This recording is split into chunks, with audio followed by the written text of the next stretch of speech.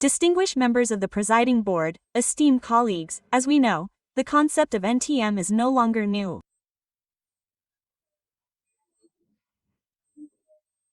However, due to the increasing incidence and complexity in diagnosis and treatment, we still need to pay attention to it.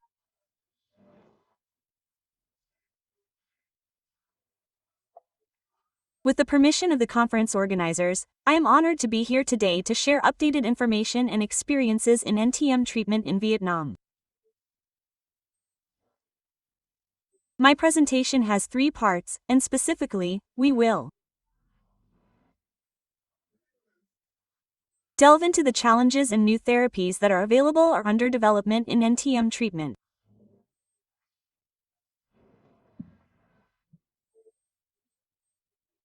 We know that the incidence of NTM-PD is increasing globally, with estimates in Europe ranging from 2.3 to 6.5 per 1,000 people.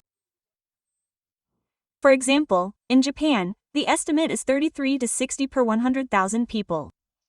In the United States, the incidence is also increasing, which is a number we need to pay attention to. However, in Vietnam, we still lack epidemiological data. The treatment failure rate is quite high, ranging from 25% to 60%. This is a figure that I want to remind clinicians about during their clinical practice. When deciding on treatment for patients, we need the cooperation of the patient and their family. This is valuable information that we need to discuss so that the family and the patient understand and cooperate well, because the success rate of treatment is not high. In particular, the challenges related to the biological characteristics and antibiotic resistance of NTM are something we need to pay attention to. And the 5 characteristics of NTM include, for example, hydrophobicity, high lipid content, low nutritional requirements, survival in hypoxic conditions, and biofilm formation, acid resistance, and disinfectant resistance. Especially the 4th characteristic, biofilm formation, is a characteristic that we need to pay attention to. And currently, scientists are also paying attention to the biofilm formation of NTM. And in the case series in the second part about the experience of treating NTM in Vietnam, I will discuss this in more detail, because at that time we encountered obstacles in developing an effective treatment regimen for severely ill patients. Regarding the expectation of a rapid and effective treatment strategy, the doctors at the Kidney Transplant Center of the Military Medical Academy mentioned that during a consultation with me, they were considering which drugs to use, for example, whether drugs like verapamil could be used to target the biofilm.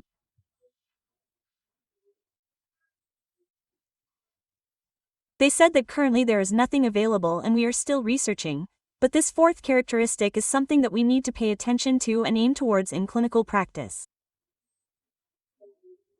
Pharmacologists will develop a treatment regimen that can affect the biofilm of NTM. And this biofilm formation occurs on the alveolar surface, invading epithelial cells and alveolar macrophages. So, which drugs are effective in attacking the biofilm? Why, when we approach an effective treatment regimen for NTM, do we focus on what?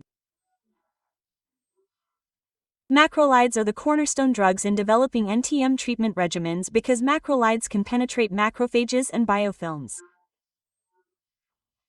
On the other hand, amikacin penetrates poorly into macrophages and biofilms.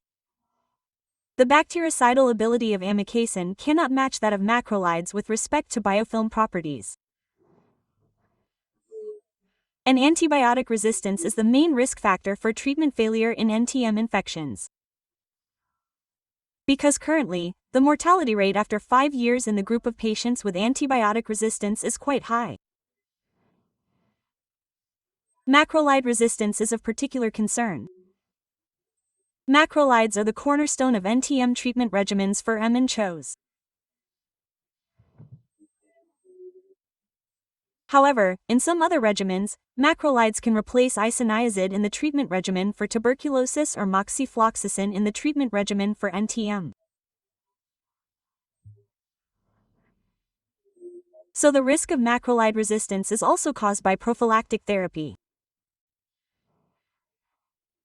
Regarding prophylaxis, we know that currently, in the group of patients with underlying lung disease, especially those with bronchiectasis, the recommendation for long-term macrolide prophylaxis has been mentioned and considered for many years. However, currently, there is a deeper concern. There needs to be a recommendation to screen and rule out NTM infection before implementing a prophylactic treatment strategy for this group of patients. And yesterday, Associate Professor Nock also mentioned the group of patients with severe asthma. Severe asthma accounts for about 5 to 10% of asthma patients.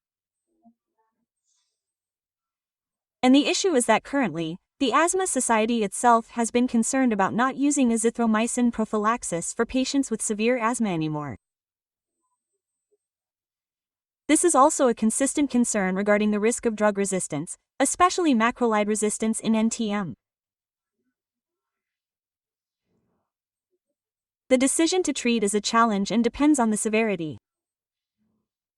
Previously, we didn't have a scoring system, but now there is the Bassett score, which can be used to calculate the severity level. I will introduce this in a later section. And the treatment guidelines for NTM still rely on the recommendation that we must perform a drug susceptibility test, DST, before treatment. And currently, regarding the antibiotic susceptibility testing results, only macrolides and amikacin are routinely recommended for determining antibiotic resistance in Mycobacterium avium *, MY. For M.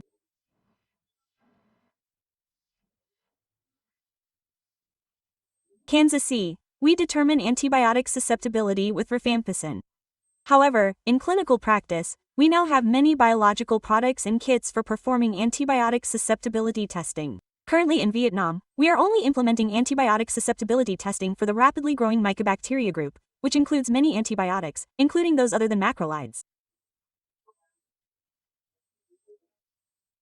We are using clarithromycin in the testing because, in terms of the mechanism of action in the laboratory setting, using clarithromycin is more useful and effective than using azithromycin. So, please note why the test results only show resistance to clarithromycin. Yes, that's something we need to understand. And currently, the resistance mechanisms and the correlation between laboratory and clinical findings with other drugs are not very significant. I have also discussed this many times with pharmacist Tui, head of the pharmacy department at the Central Lung Hospital, who is very good and interested in clinical pharmacy. However, currently, we have not yet found the mechanisms of cross-resistance and the correlation between clinical practice, treatment outcomes, and patient resistance results in the NTM group.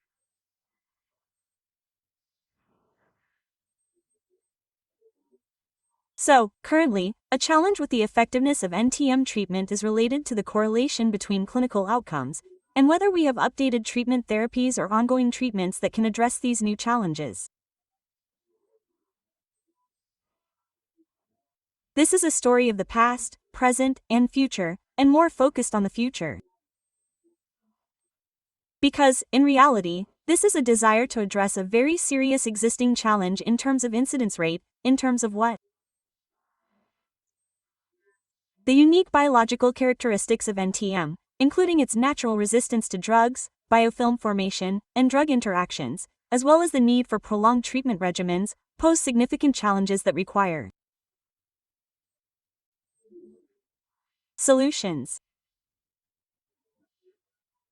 The goal of treatment is to achieve clinical, radiological, and microbiological improvement, specifically converting sputum cultures to negative. Currently, the antibiotics chosen for NTM treatment are largely based on anti-tuberculosis drugs.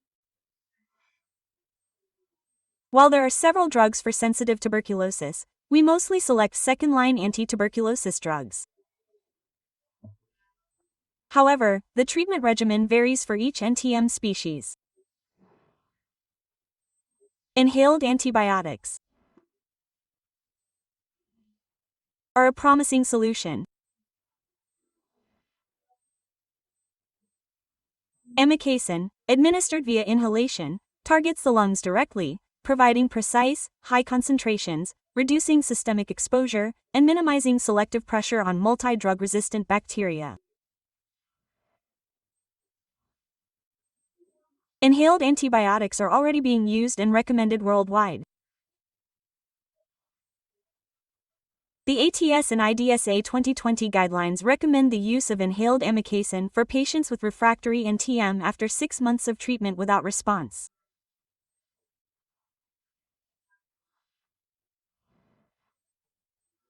This reduces many systemic side effects for patients requiring prolonged treatment. However, this is not yet available in Vietnam. This is a matter for the future.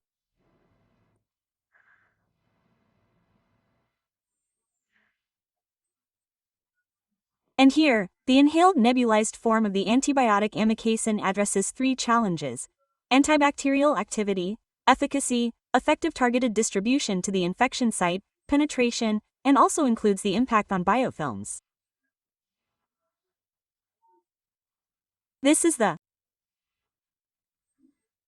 advantage of inhaled amikacin. Hopefully, it will be available on the Vietnamese market in the near future. This is a very pressing issue. I would like to inform the professors and colleagues that even injectable amikacin is currently very scarce. Why is it so scarce? Because our current practice in treating tuberculosis restricts the use of injectable amikacin in treatment regimens. Therefore, the supply and resources are limited. So, the idea of having inhaled amikacin for prolonged use to minimize side effects is a dream. However, even injectable amikacin is very limited in our country. So, what antibiotics do we have currently available? These things are actually quite good in Vietnam. Why? Because we are supported by the Global Fund and various World Health Organizations. Almost all drugs for drug-resistant tuberculosis patients are provided free of charge.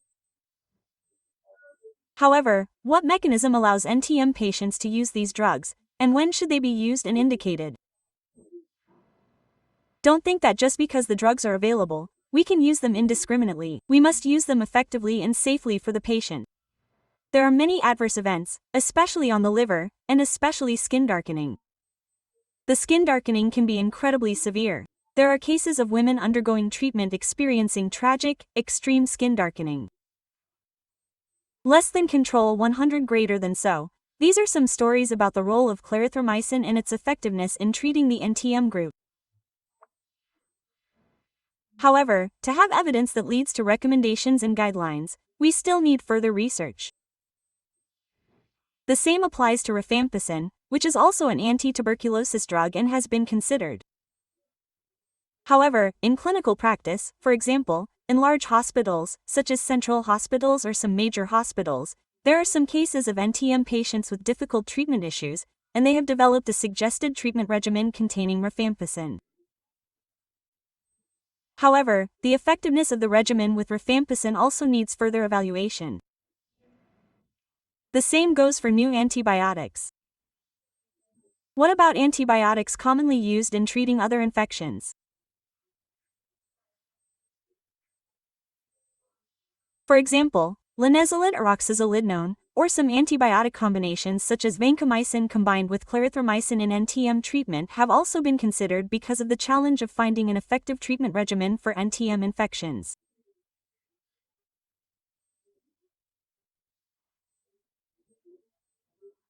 Therefore, people have been looking for potential solutions. However, all these solutions are still under research and consideration. Furthermore, non-antibiotic approaches are also being developed, such as using leukocyte colony stimulating factors and bacteriophage therapy. These are non-antibiotic methods that I wanted to highlight for your attention. Perhaps at some point in another conference, maybe in about 5 years, we will have reports on the use of these new solutions combined with a standard regimen for patients in Vietnam, which may be more beneficial. Then, regarding the BCG vaccine, people have also been looking at its role in treating infections caused by Mycobacterium tuberculosis, MTB, and non-tuberculous mycobacteria, NTM. They have also been interested in optimizing the host's defense capabilities. For example, as I mentioned earlier regarding vaccines for respiratory infections, people are now also aiming to enhance the patient's protective defenses. Then there's interferon gamma therapy. All these solutions aim to increase the effectiveness of a treatment regimen for NTM. Perhaps this is also a topic that we need to pay attention to, too.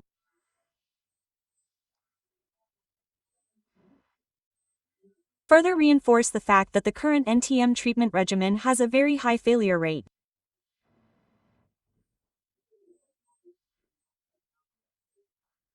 Therefore, when choosing a treatment regimen for NTM, people currently base it on the severity level, and later I will introduce a basic scoring system to calculate the severity level. The comprehensive assessment of severity also varies among medical professionals. This depends on the subjective judgment of the doctors. This is something we need to consider when choosing a treatment option. So, the B score here is divided into 3 levels, 1 to 0, 2 to 3, and severe is 4 to 5. And the estimated probability of death is studied by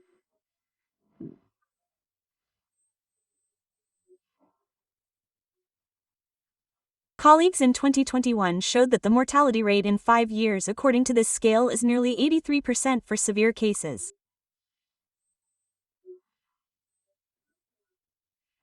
This is something we need to be concerned about.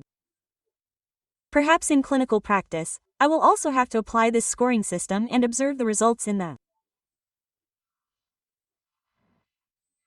patient population in Vietnam.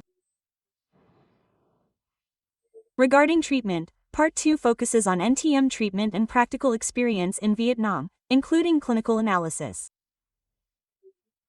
We also have recommendations based on the ATS and ADSI 2020 guidelines.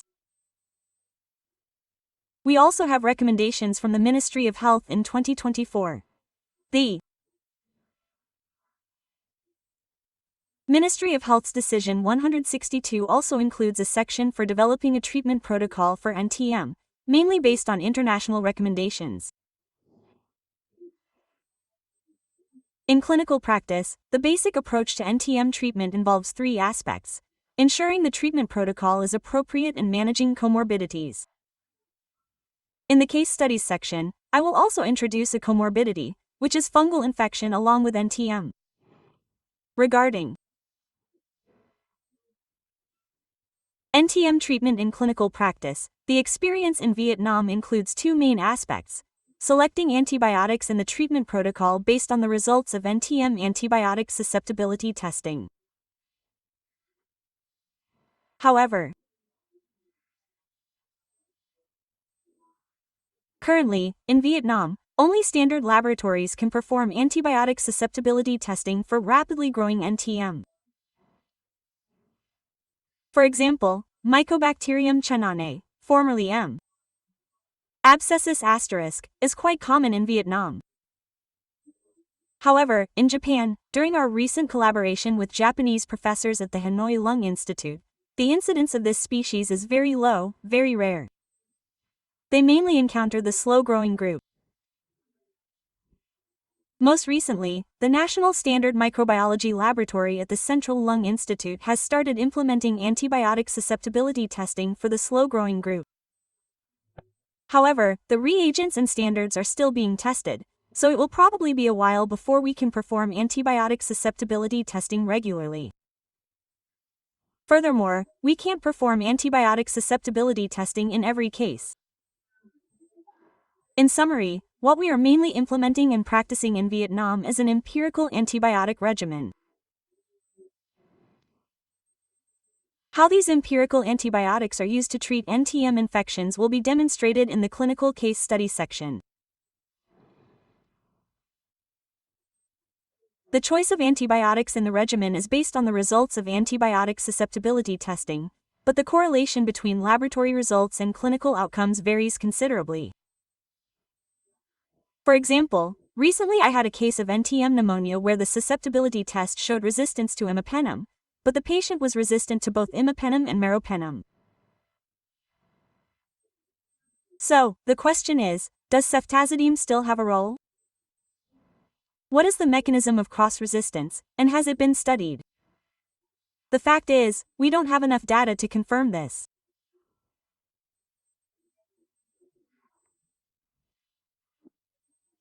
And in practice, the role of imipenem is currently being studied by the World Society for Clinical Microbiology, which indicates that the correlation between imipenem susceptibility in the laboratory and clinical treatment outcomes does not show a good correlation like macrolides or amikacin.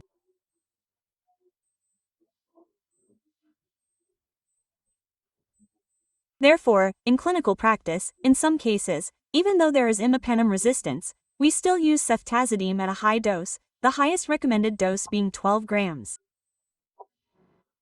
This is something that in the future, perhaps there will be more in-depth studies and evidence to help us choose a suitable injectable antibiotic regimen, especially for the Mycobacterium avium complex, MAC group.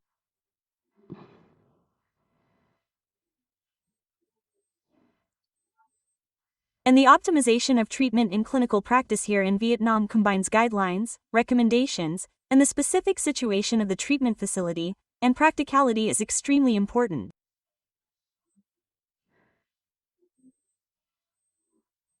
Because, for example, in a case I will illustrate later, it clearly shows that the practicality and feasibility of implementing a treatment regimen at the facility is a story that we need to pay attention to, and we need to effectively manage adverse events and limit the risk of acquired drug resistance. Because in clinical practice we already have this, and I will also illustrate a case later. So, here, regarding the guidelines and recommendations, we have the BTS guidelines and recommendations that have been widely introduced at the conference. ATS, BTS, and ADSA 2020. Then, the latest guidelines from doctors in Japan, we also have quite good access to them and have developed a treatment protocol. Recently, based on the foundation and the thinking of the guidelines from the doctors in Japan, we have also developed a suitable treatment protocol. That is also part of our experience in Vietnam. And to illustrate a case, for example, this is a case of non-tuberculous mycobacterial, NTM, pneumonia treated according to DST, drug susceptibility testing. The antibiotic susceptibility test showed sensitivity to macrolides, so we developed a treatment protocol. This is a very special case of a patient co-infected with COVID and NTM. And according to the antibiotic susceptibility test, this patient was still sensitive to macrolides, and we developed a protocol entirely according to the recommendations. And here, the patient was given amikacin, linezolid, clofazimine, and azithromycin. However, in this case, during treatment, an adverse event occurred with elevated liver enzymes. So we stopped clofazimine and replaced it with moxifloxacin.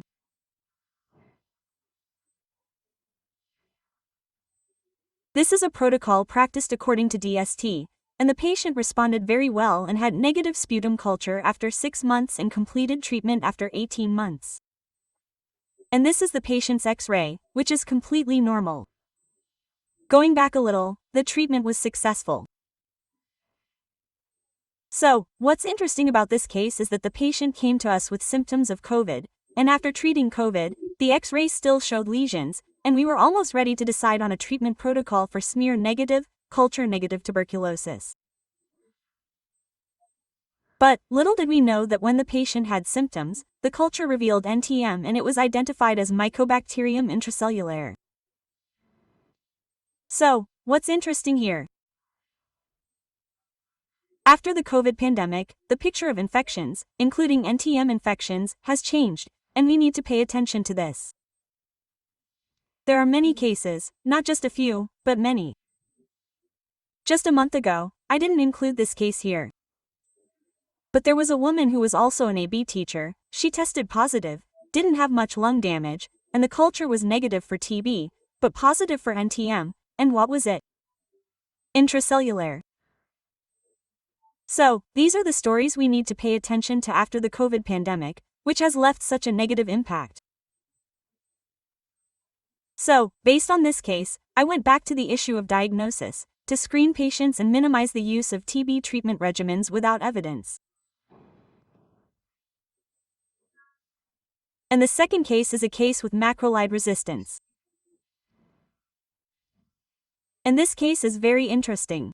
Initially, the patient was completely sensitive to all types of antibiotics, according to the antibiotic sensitivity test. However, the patient was diagnosed with pneumonia caused by Mycobacterium intracellular and treated for 14 months, during which the patient experienced many adverse events. So, for an effective NTM treatment regimen, we must manage these adverse events. How do we handle them well so that we don't have to, firstly, change medications? If there are medications to change, that's good. Not reduce the dosage and prevent the patient from stopping treatment. After 14 months, the patient's culture was still positive every month and she continued to cough up blood. But during those 14 months, how did we evaluate the treatment criteria for NTM? Changes in clinical symptoms, improvement in X-rays, and what? Sputum culture conversion to negative.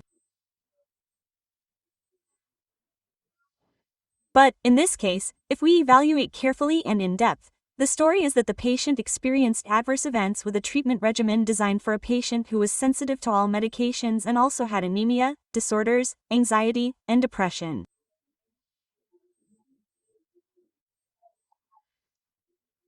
The patient was switched to many different regimens. At times, the doctor and patient were almost at their wits' end, and using only 2 or 3 types of medication, how could they recover? So the question here is, when did it resolve? When did it test negative?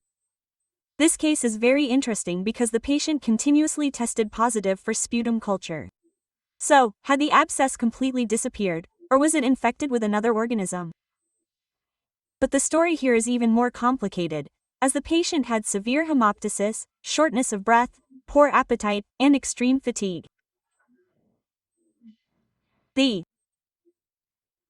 patient had been treated for a total of 12 months, with no clinical improvement, and the sputum culture remained continuously positive. Then, in May of the second year, the patient developed bronchiectasis and the bronchoalveolar lavage fluid also tested positive for sputum culture. This bronchoalveolar lavage fluid was identified as containing Mycobacterium abscessus, and the antibiotic susceptibility testing